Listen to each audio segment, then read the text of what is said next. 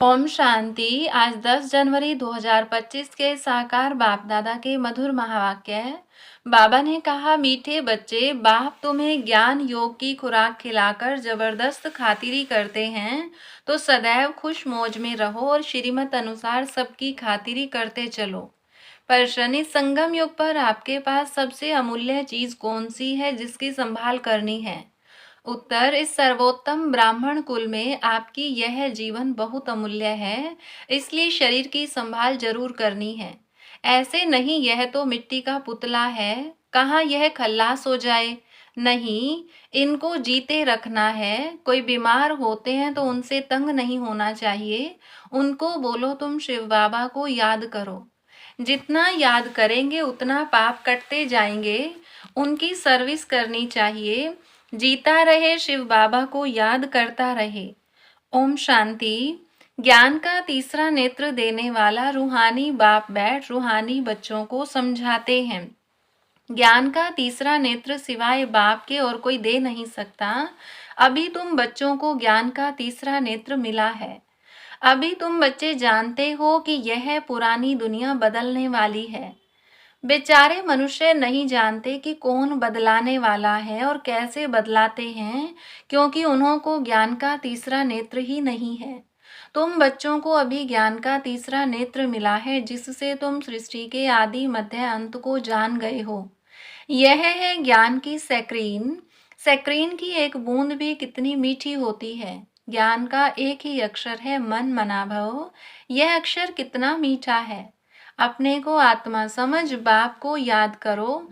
बाप शांति धाम और सुख धाम का रास्ता बता रहे हैं। बाप आए हैं बच्चों को स्वर्ग का वर्षा देने, तो बच्चों को कितनी खुशी रहनी चाहिए। कहते भी हैं खुशी जैसी खुराक नहीं। जो सदैव खुश मौज में रहते हैं उनके लिए यह जैसी खुराक होती है। 21 जन्म मौज में रहने की यह जबरदस्त खुराक है। यह खुराक सदैव एक दो को खिलाते रहो। यह है एक दो की जबरदस्त खातिरी। ऐसी खातिरी और कोई मनुष्य मनुष्य की कर न सके। तुम बच्चे श्रीमत पर सभी की रूहानी खातिरी करते हो। सच्ची सच्ची खुश खैरापत भी यह है किसको बाप का परिचय देना। मीठे बच्चे जानते हैं बेहद के बाप द्वारा हमको जीवन मुक्ति की सौगात मिलती है। सतयुग में भारत जीवन मुक्त था, पावन था। बाप बहुत बड़ी ऊंची खुराक देते हैं, तब तो गायन है। अतीन्द्रिय सुख पूछना हो तो गोप गोपियों से पूछो। यह ज्ञान और योग की कितनी फर्स्ट क्लास वंडरफुल खुराक है, और यह खुराक एक ही रूहानी सर्जन के पास है और किसको इस खुराक का मालूम ही नहीं है। बाप कहते हैं, मीठे बच्चों, तुम्हारे लिए तिरी पर सौगात ले आया हूँ, माना हथेली पर सौगात ले आया हूँ। मुक्ति जीवन मुक्ति की यह सौगात मेरे पास ही रहती है। कल्प कल्प मैं ही आकर तुमको यह सौगात देता हूँ, फिर रावण छीन लेता है। तो अभी तुम बच्चों को कितना खुशी का पारा चढ़ा रहना चाहिए। तुम जानते हो हमारा एक ही बाप टीचर और सच्चा सच्चा सदगुरु है, जो हमको साथ ले जाते हैं। मोस्ट बिलव्ड बाप से विश्व की बादशाही मिलती है, यह कम बात है क्या?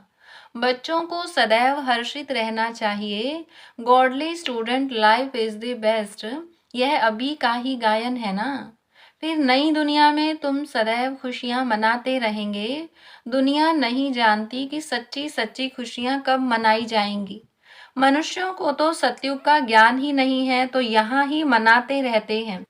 परंतु इस पुरानी तमो प्रधान दुनिया में खुशी कहाँ से आई। यहाँ तो त्राही त्राही करते रहते हैं। कितना दुख की दुनिया है। बाप तुम बच्चों को कितना सहज रास्ता बताते हैं। ग्रस्त व्यवहार में रहते कमल फूल समान रहो। धंधा धोरी आदि करते भी मुझे याद करते रहो। जैसे आशिक और माशुक होते हैं, वह तो एक दो को याद करते रहते हैं। वह उनका आशिक, वह उनका माशुक होता है। यहाँ वह बात नहीं है।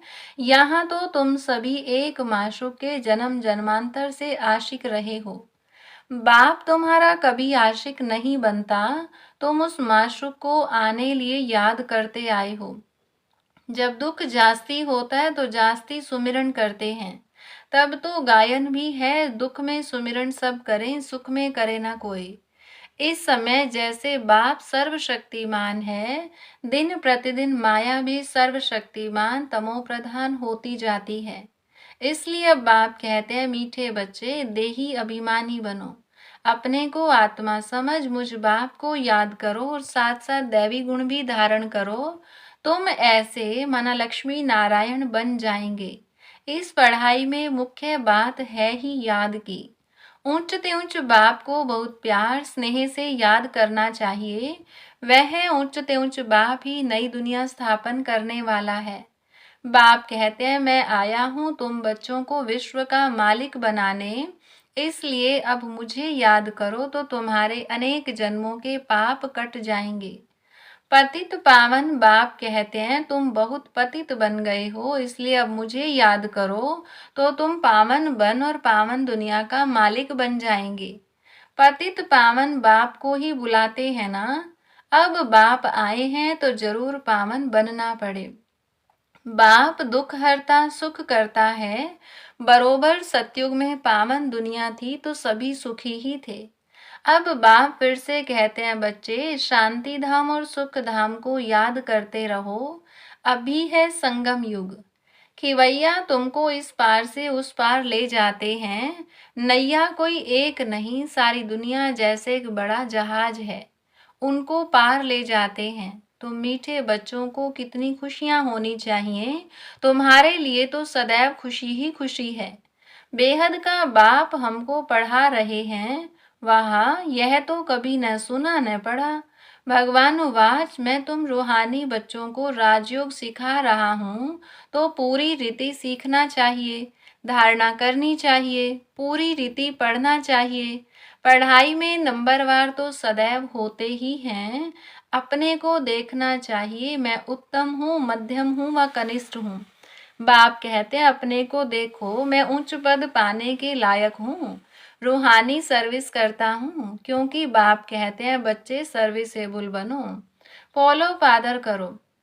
मैं आया ही हूँ सर्विस के लिए, रोज सर्विस करता हूँ, इसीलिए ही तो यह रथ लिया है।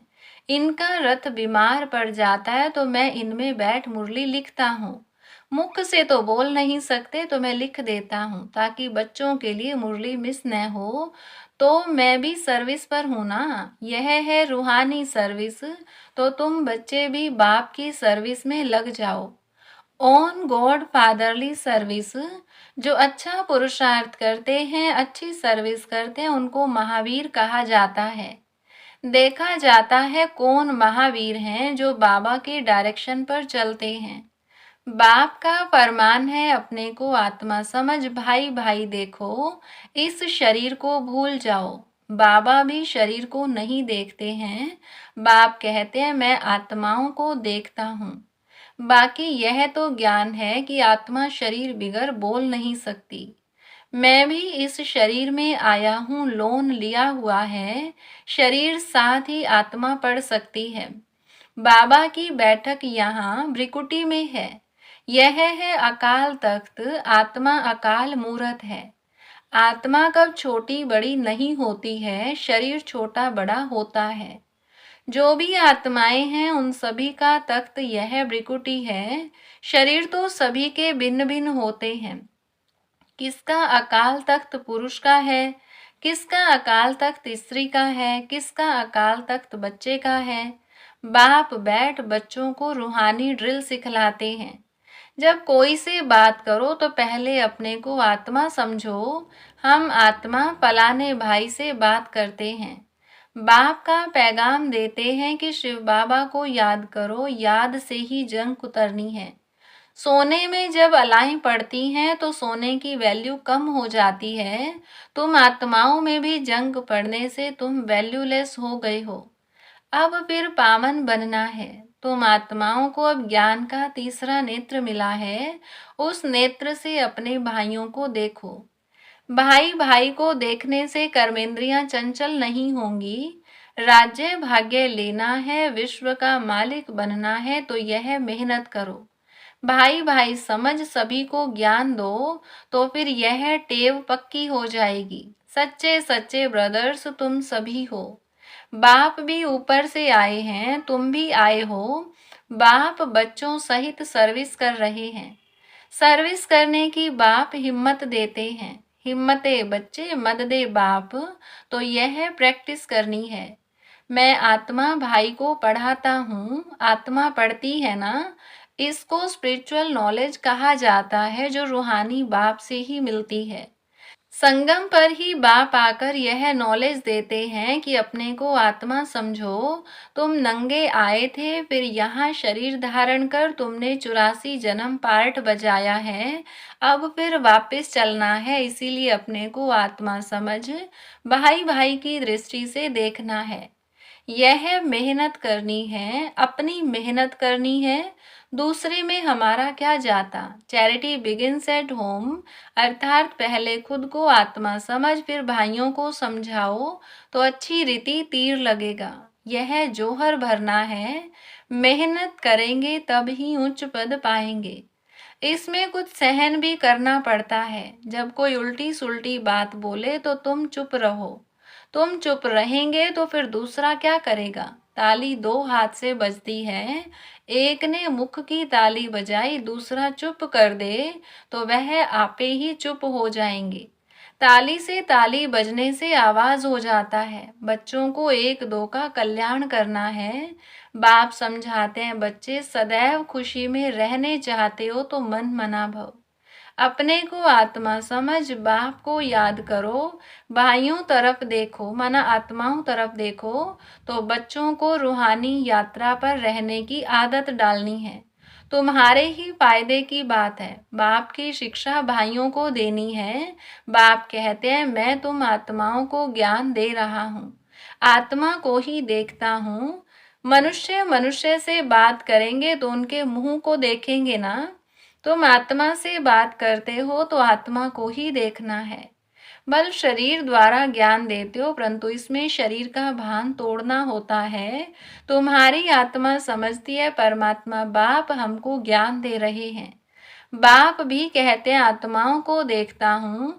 आत्माएं भी कहती है हम परमात्मा बाप को देख रहे हैं, उनसे नॉलेज ले रहे हैं। इसको कहा जाता है स्पिरिचुअल ज्ञान की लेन देन। आत्मा की आत्मा के साथ, आत्मा में ही ज्ञान है। आत्मा को ही ज्ञान देना है। यह जैसे जोहर है।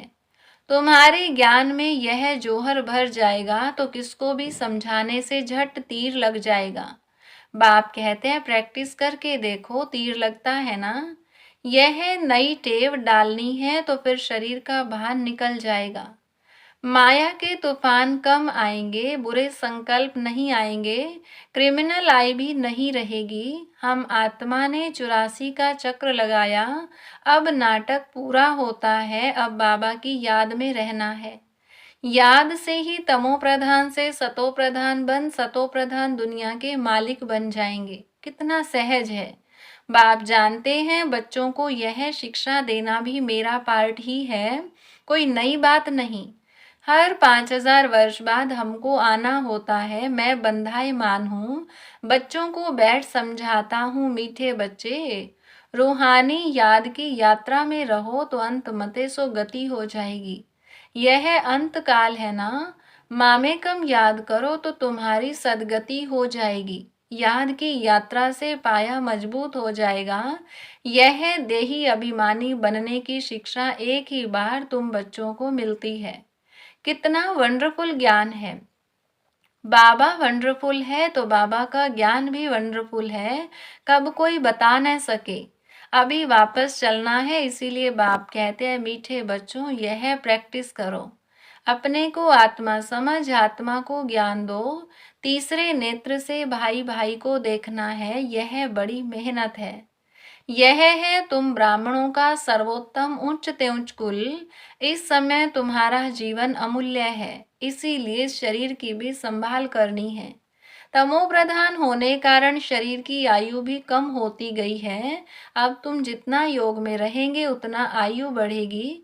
तुम्हारी आयु बढ़ते बढ़ते 150 वर्ष हो जाएगी सतयुग में। इसीलिए शरीर की भी संभाल करनी है। ऐसे नहीं यह तो मिट्टी का पुतला है, कहाँ यह खल्लास हो जाए? नहीं, इसको जीते रखना है। यह अमूल्य जीवन है ना।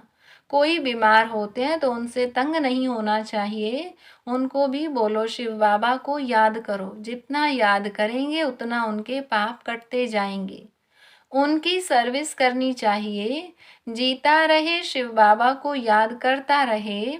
यह समझ तो रहती है ना, हम बाबा को याद करते हैं। आत्मा याद करती है बाप से वर्षा पाने के लिए। अच्छा, मीठे मीठे सिकिलधे बच्चों प्रति नंबरवार पुरुषार्थ अनुसार माता पिता बाप दादा का याद प्यार और गुड मॉर्निंग। रूहानी बाप की रूहानी बच्चों को नमस्ते। रूहानी बच्चों की रूहानी बाप दादा को नमस्ते।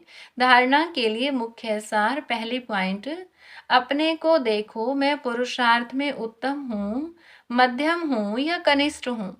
मैं उच्च पद पाने के लायक हूँ। मैं रूहानी सर्विस करता हूँ। दूसरी पॉइंट, तीसरे नेत्र से आत्मा भाई को देखो।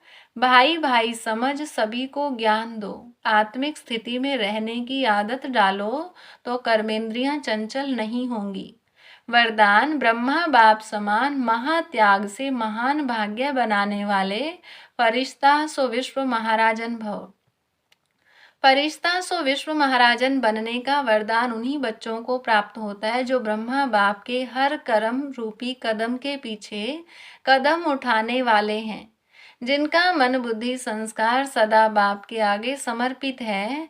जैसे ब्रह्मा बाप ने इसी महात्याग से महान भाग्य प्राप्त किया, अर्थात नंबर 1 संपूर्ण फरिश्ता और नंबर 1 विश्व महाराजन बने, ऐसे पोलो पादर करने वाले बच्चे भी महान त्यागी व सर्वस्व त्यागी होंगे। संस्कार रूप से भी विकारों के वंश का त्याग करेंगे। स्लोगन, अभी सब आधार टूटने हैं, इसीलिए एक बाप को अपना आधार बनाओ। मनसा सेवा के लिए आज की पॉइंट है, इतनी सारी प्रकृति को परिवर्तन करना, तमोगुणी संस्कारों वाली आत्माओं के तमोगुणी वाइब्रेशंस को बदलना और स्वयं को भी ऐसे खूने नाहिक वायुमंडल के वाइब्रेशन से सेफ रखना तथा उन आत्माओं को सहयोग देना। इस विशाल कार्य के लिए मनसा को शुभ भावनाओं से संपन्न शक्तिशाली बनाओ। अच्छा, ओम शांति।